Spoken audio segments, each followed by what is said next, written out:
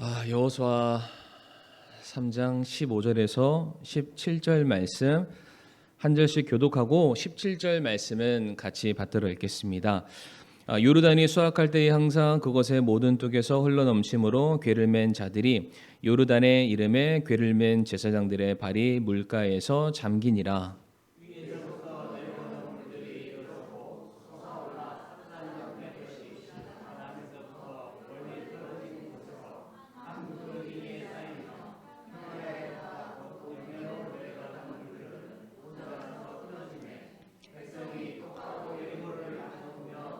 같이 읽겠습니다. 주의 언약궤를 맨 제사장들은 요르단 한 가운데서 마른 땅에 굳게 섰고 모든 이스라엘 사람은 마른 땅을 건너더니 마침내 온 백성이 깨끗하게 요르단을 건너니라. 아멘. 아버지 하나님 감사합니다.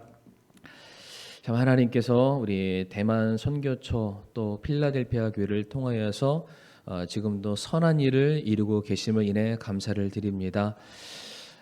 정말로 주님의 복음이 세상 곳곳에 선포될 수 있게 하여 주옵시고 참 이 일을 위해서 준비된 사람을 하나님께서 보내주시고 참 간 사람이 있다면 우리 보낸 저희 교회 모든 성도들 한마음과 한뜻으로 그들을 위해서 기도하며 물질적인 후원을 아끼지 않도록 인도해 주시옵소서. 주님의 선하신 사역에 우리가 동참케 하여 주옵시고 그 일을 통해서 맺어질 열매의 기쁨도 우리가 함께 누리게 하여 주시옵소서. 또 오후 예배 또 귀한 말씀으로 서로가 은혜를 나눌 때에 우리 성령 하나님의 교통하심이 있기를 간절히 바라며 예수님 이름으로 기도를 드립니다. 아멘. 자리에 앉으시겠습니다. 오늘 여호수아 3장 15절에서 17절 말씀으로 수동에서 능동으로라는 제목으로 말씀을 나누겠습니다. 이게 참 설교 제목을 짓는 게 어렵습니다. 이게 설교 제목을 짓는다고 해서 그게 전체적인 내용을 100% 전달하는 것도 아니고 어쩔 때는 제목 따로 본문 따로 놓을 때가 참 많이 있습니다. 그래서 설교를 준비할 때보다 제목을 정하는 데 시간을 더 많이 드릴 때도 있기는 한데 어쨌든 성도님들께서 오늘 말씀 수동에서 능동으로 그 의미를 잘 캐치하고 돌아가는 시간이 될 수 있기를 바라겠습니다. 이 오후 시간에 제가 두 가지 사건을 좀 비교해 드리기를 원하는데 하나는 홍해를 건너는 사건이고요. 다른 하나는 오늘 본문에 나와 있는 요단강을 건너는 사건입니다. 성도님들 아시겠지만 홍해를 건너는 방법과 요단강을 건너가는 방법은 다릅니다. 그렇죠? 홍해를 건너는 경우에는 하나님께서 먼저 바다를 갈라 주셨습니다. 그리고 그 홍해를 건널 때에 이스라엘 백성들이 한 일은 아무것도 없습니다.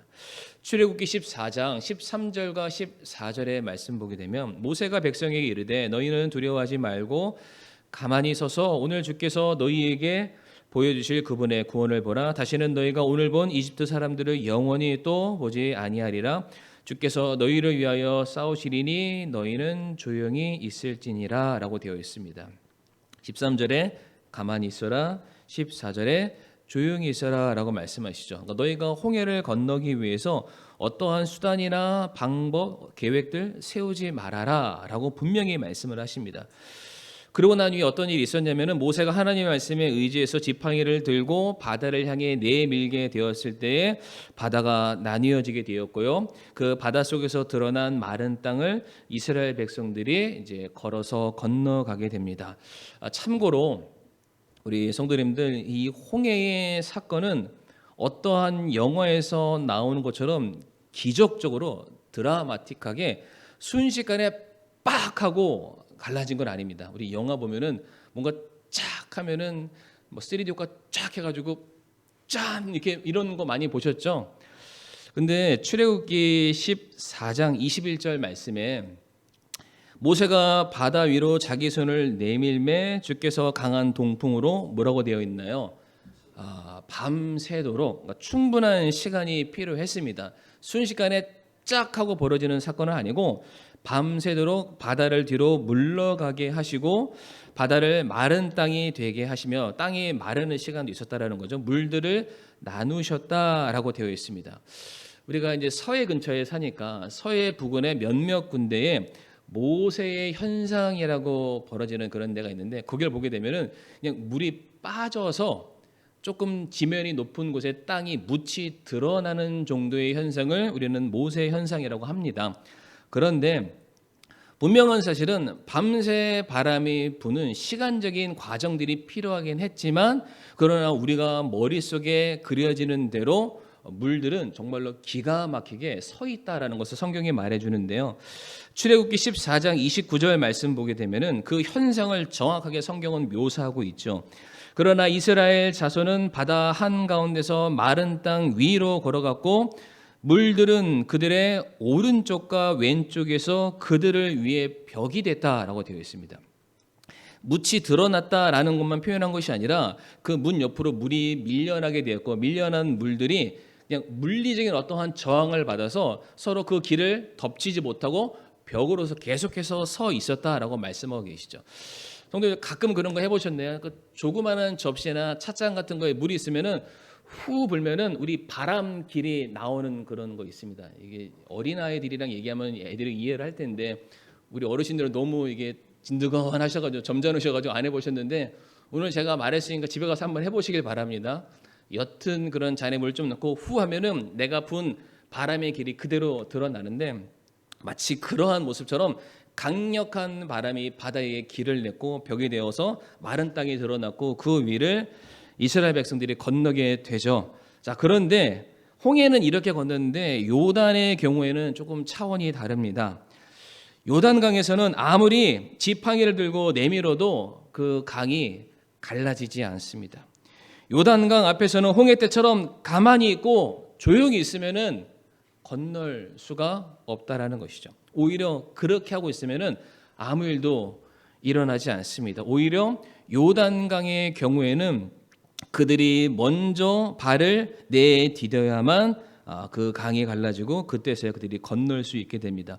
오늘 본문 말씀 여호수아 3장 15절에서 17절 말씀을 한번 띄워주시게 되면 15절의 말씀에는 노란색 글씨 이렇게 되어 있죠. 궤를 맨 자들이 요르단의 이름에 궤를 맨 제사장들이 발이 물가에 잠기니라.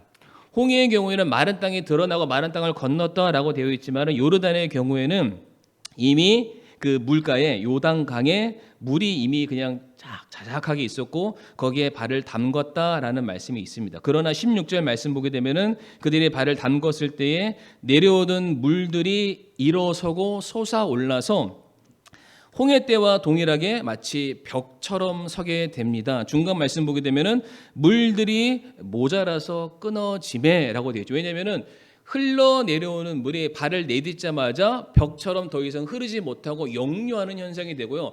더 이상 흐르는 물이 생기지 않자 그들의 반대편에는 모든 물들이 마른 상태가 돼버리고 만 것이죠. 그래서 17절 말씀 보게 되면은 그들이 마른 땅을 건넜다라고 되어 있습니다. 이 두 사건을 잘 비교해 보게 되면은 홍해 때나 요단강 때나 일어난 현상은 비슷합니다.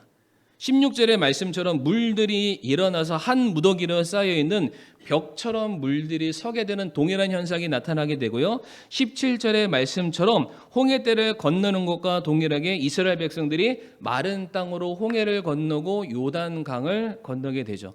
그런데 어디에만 차이가 있나요?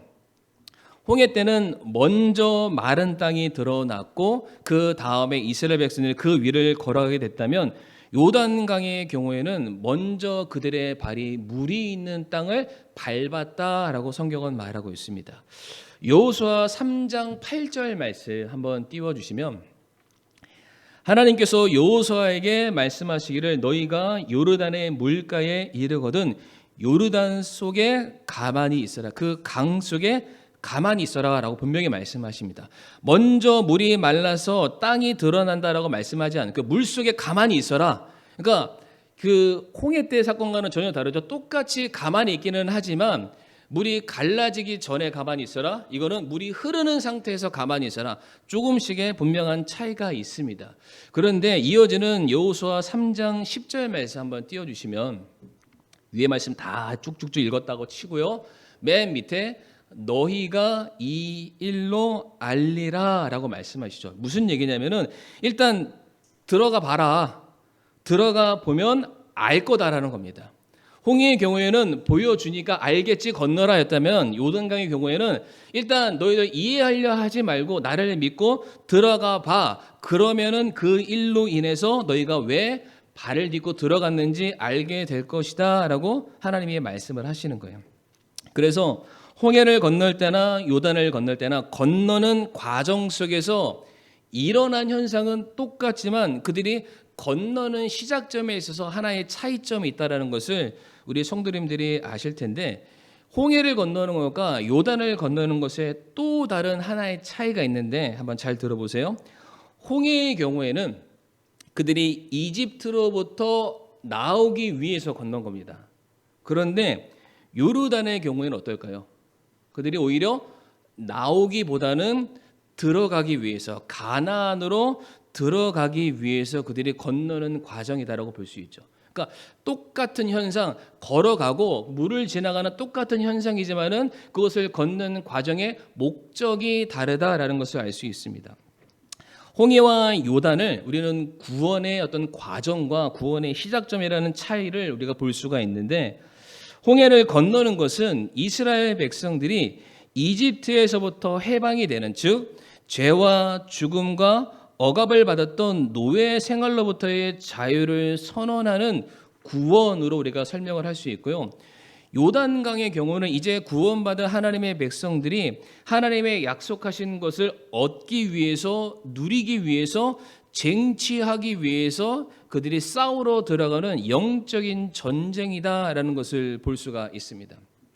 그러니까 우리가 똑같은 사건이지만은 여러 가지 많은 차이점들에 대해서 우리가 볼 수가 있는데, 다시 말해서 홍해 앞에 있는 이스라엘 백성들의 영적인 상태와 요단강 앞에 서 있는 이스라엘 백성들의 영적인 상태가 다릅니다. 이해가 되시나요? 홍해 앞에 있는 이스라엘 백성들은 좀 수동적이었다면 이제 요단강 앞에 있는 이스라엘 백성들은 능동적인 믿음으로 지금 변화되고 있는 그런 시점이죠. 우리가 다 같이 고린도전서 10장 1절에서 2절 말씀, 우리 성도님들 많이 피곤하실 텐데요. 앞에 말씀 한번 같이 읽어보겠습니다. 시작.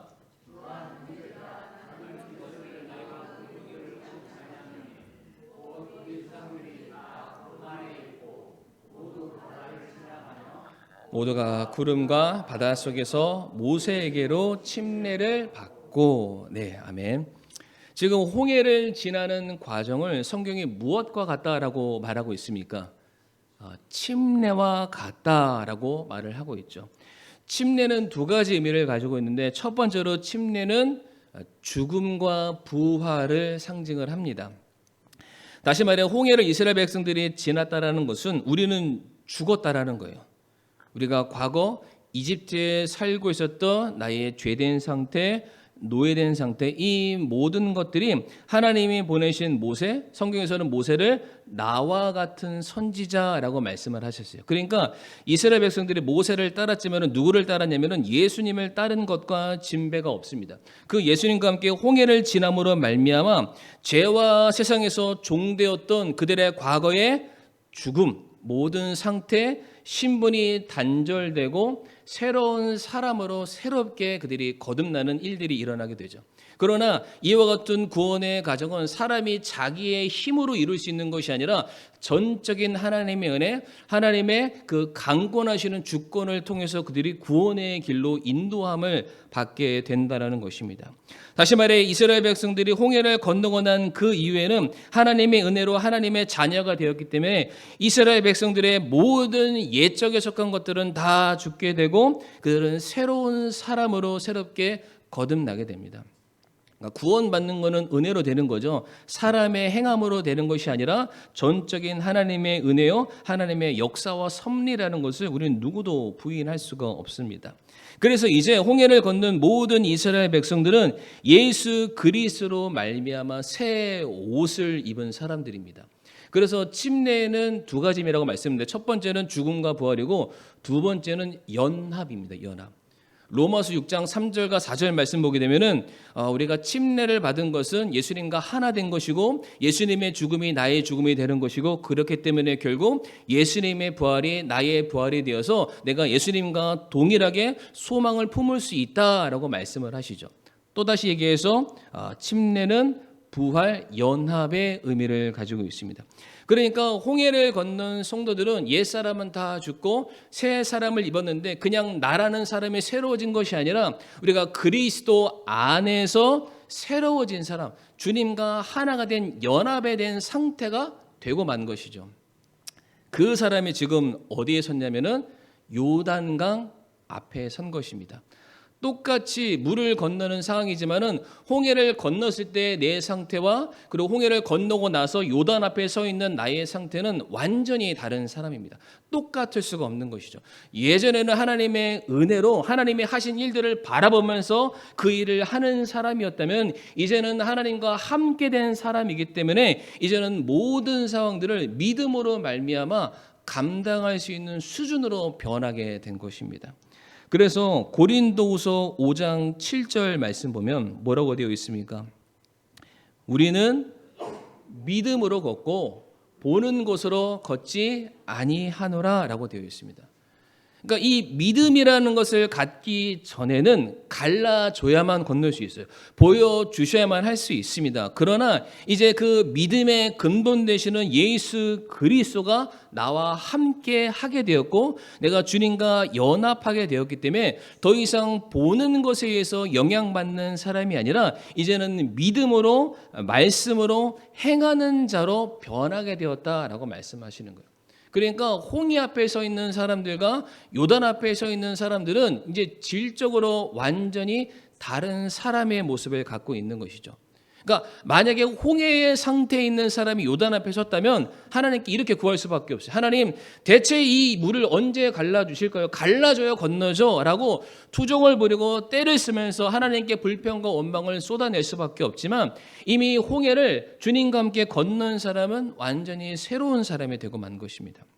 그러니까 그 사람은 어떠한 믿음으로 그 길을 건너야 되냐면 이제 주님께서 나와 함께 하시지 그러니까 내가 이 모든 것을 능히 감당할 수 있어 주님의 이름으로 말미암아 내 앞에 놓여져 있는 모든 영적인 싸움을 나는 싸워서 이길 수 있어라는 믿음의 결단을 가지고 나아가는 상태로 변하게 된 것이죠. 그래서 여호수아 1장 1절에서 2절 말씀 제가 한번 읽어볼 텐데 성경 본문 말씀을 눈으로 한번 잘 따라와 주시길 바랍니다. 이제 주의 종 모세가 죽은 뒤에 주께서 모세의 섬기는 자 눈의 아들 여호수아에게 말씀하여 이르시되 내 종 모세가 죽었으니 그러므로 이제 너는 이 온 백성과 함께 일어나 이 요단을 건너 내가 그들 곧 이스라엘 자손에게 주는 땅으로 가라라고 말씀하세요. 지금 1절과 2절에 계속 뭘 강조하시면은 이제라고 말씀하십니다. 이제는 모세의 시대가 끝났다라는 겁니다. 이제는 너희들이 홍해를 건넜던 그 과거의 시점에 얽매여 있어서는 안 된다라고 말씀하십니다. 이제는 너희가 모세와 함께하는 사람이 아니라 여호수아와 함께하는 너희들의 인생 믿음의 여정에 새로운 이막을 열게 되었으니까 이제는 여호수아와 함께 믿음을 가지고 수동적인 자세가 아니라 능동적인 자세로 이 강을 건너라라고 말씀하십니다. 성도님들, 성경에서 모세는 율법을 상징합니다. 근데 여호수아가 뭘 상징하는지 아십니까? 여호수아를 헬라어로 바라보면 예수입니다. 그러니까 예수님과 함께 나아가라는 것이죠. 그러니까 지금까지는 너희들이 보여주는 땅을 하나님께서 인도하심을 받아서 수동적으로 억지로 어쩔 수 없이 건너는 그런 사람들이었다면은 이제는 너희가 주님과 함께하는 믿음의 사람들로 변하였으니 약속의 땅을 진취적이고 능동적인 신앙의 자세로 싸워서 가져라라고 말씀하시는 것이죠. 그러니까 얼마든지 그것이 가능하다라고 말씀을 하시는 거예요. 제가 이제 말씀을 마무리하겠습니다. 혹시 우리 성도님들 중에서 요단강과 같은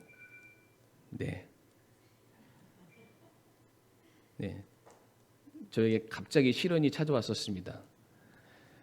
우리 성도님들 중에서 요단강 같은 이 막막한 문제 앞에 서신 분들이 있을 거예요. 그러니까 우리가 홍해라는 내 인생의 영생의 문제, 죄의 문제, 모든 것을 다 건넜습니다.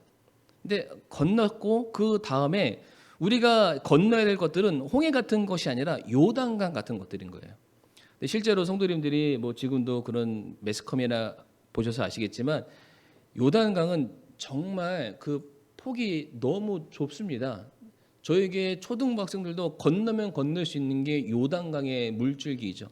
뭐 물론 성경 시대 때 나왔던 거랑 분명히 차이가 있지만 그럼에도 불구하고 우리가 홍해를 건넜던 그런 은혜를 경험한 자들인데 요단강이라는 굉장히 지엽적이고 작은 문제 앞에서 우리가 너무나도 막막해서 낙심하고 주저앉고 마치 오늘 오전에 설교처럼 하나님이 안 계시는 거 아니야라는 의심과 하나님이 시험하는 그런 상황들이 너무 많지 않나. 그러나 분명한 사실은 우리 사랑하는 성도님들 두려워하지 마시길 바랍니다. 불안해하지 마시고요. 우리가 홍해를 건너고 난 이후에는 이제는 주님과 우리가 따로따로 노는 것이 아니라 이제 주님과 함께 연합된 하나된 사람으로서 정말 과거와는 비교할 수 없는 우리가 주 안에서 새로운 사람, 그리스도인 하나님의 자녀로서 우리는 새로운 삶을 지금 살아가고 있다는 것이죠. 그렇기 때문에 우리가 요단을 향해서 우리는 얼마든지 담대하게 우리가 걸어 들어갈 수가 있습니다. 혹여나 그 물들이 우리를 엄습하고 덮쳐오는 그런 위험한 상황이 계속해서 연속된다 할지라도 우리가 주님의 말씀을 믿고 그 물 안에 발을 디디게 되면은 마치 주님께서 우리를 구원하실 때 일어났던 홍해의 역사와 같은 동일한 역사가 우리들의 삶 가운데도 똑같이 나타나게 될 것입니다. 고린도전서 10장 13절 말씀 읽고 마칠 텐데요. 같이 한번 읽어보겠습니다. 고린도전서 10장 13절 말씀 시작. 사람에게 공통적으로 있는 시험 외에는 너희가 어떤 시험도 당하지 아니하였나니 하나님은 신실하사 너희가 감당할 수 있는 것 이상으로 시험 당하는 것을 너희에게 허락하지 아니하시고 또한 그 시험과 함께 피할 길을 내사 너희가 능히 그것을 감당하게 하시느니라. 아멘. 이 말씀에 피할 길을 내사라고 말씀을 하시는데 저는 오늘 말씀을 묵상하면서 이 말씀이 좀 새롭게 다가왔던 게 뭐냐면 진짜 아마 성도님들 느끼셨을 거예요. 어떤 어려운 문제가 다가왔을 때 끝났어. 더 이상 해결될 수 있는 방법이 없어 라고 하는데 이게 빼꼼하고 문을 열어주셔서 피할 길을 주실 때가 종종 있습니다. 그래서 저는 지금까지 이 말씀을 그래 다 막혔지만 그럼에도 불구하고 내게 길을 열어주실 거야. 그 믿음으로 지금도 그렇게 기도하고 있습니다만 과연 이 길이 뭘까? 정말로 내가 찾지 못한 그 길일까? 근데 생각해 봤더니 제 안에 길이 있는 거예요. 성경에서 예수님을 뭐라고 말하죠? 내가 길이요, 진리요, 생명이다. 그러니까 다른 데서 찾을 게 없더라고요. 이미 우리 안에 죽음도 이기지 못하는 생명이 우리와 함께하고 계시고 우리 안에 모든 길이 막혀 있어도 천국으로 향할 수 있는 놀라운 진리 되신 그 길이 우리와 함께 있기 때문에 모든 시련과 모든 어려움 가운데서도 내가 능히 감당할 수 있구나. 그러니까 내가 내 안에 있는 것을 안 보고 자꾸만 주변에서 찾다 보니까 오히려 답이 여기 있는데 등잔 밑이 어두웠다고 오히려 그것 때문에 내가 낙심하는 신앙의 생활을 반복적으로 살아온 것이 아닌가 그런 생각을 갖게 됐습니다.